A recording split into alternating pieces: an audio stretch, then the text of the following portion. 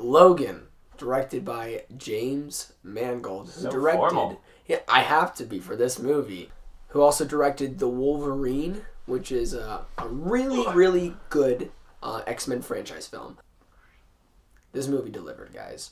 The story is loosely based off the Old Man Logan comic book. He's tired, he's done, he's taking care of Professor X, and he meets this girl, and some people know in the comic books as a version of X-23, and my goodness, she's the standout in this film. Yeah, kid did good. Straight into the positives, because the first thing I want to say is the acting.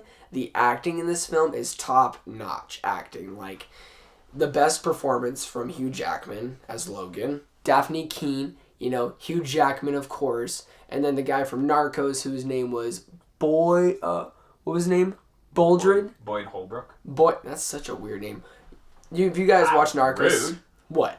Rude. It's a weird name, but I love that dude. That gold tooth, man. You got some swag, dude. Next positive for me is the score. Wow, I did not expect that. Like, this was a great score. And then they also had, like, this weird but beautiful score with, like, a Western acoustic guitar mixed with, like, violins. Next positive for me is, I'll mix both of these. I decided they're basically the same thing, but the brutality and the action. If this is a Wolverine, and you felt like they've always held back the brutality of the Wolverine, watch this movie right now. Watching. Dislike, unsubscribe, erase your history, watch other erase people's your browser reviews. history. Action. This is the best action in an X-Men film. The best action.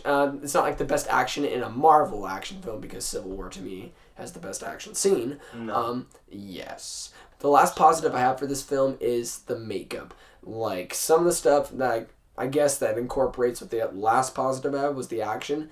Whenever someone gets cut up, and it takes some work to do. Gross. Like, there's a lot of blood in this film, and that just tells me how much work they put on. Okay, just stay still. Okay, we have like 3 shots that we have to do where you have blood here and blood there and blood all over here, and then a cut here and a cut there. Positive for you, Bobby?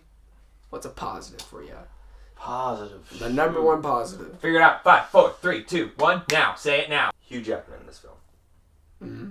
Triple threat, man. I can Sing, get down. He'll act, he'll dance. I can get down by that. He just killed it in every single way that he possibly could. See this movie if you want a straightforward but still good quality story. See this movie if you've always wanted to see the violence that comic fans know this character can dole out. It's brutal. It's not why I saw the movie, but it's brutal. Mm-hmm. Yeah. See this movie if you actually want an action movie that provokes thought. Do not see this movie if any plot points repeat themselves in a movie and it bothers you.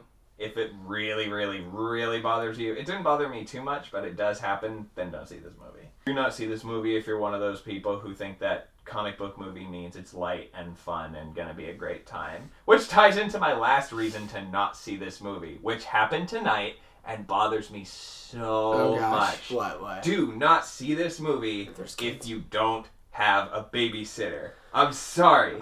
Like, you seriously had a baby? There's a baby? The kid must have been, I don't know, maybe like 5 or 6. Like, old enough to, like, retain images. Still, no. I would not show my, cousin this movie. I would not even show my 9-year-old cousin this movie. It's too brutal. The people I want to thank, yes, I'm going to read all 12 names. Velvet Braswell.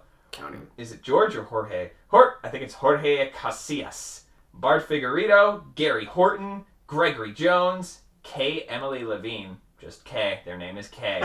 Brad Lips, Lily Mace, Edward O'Donnell, Eric Simpkins, John Smith, and Dave Woodcock. 12. They are the transportation department. My score for this movie is masterpiece.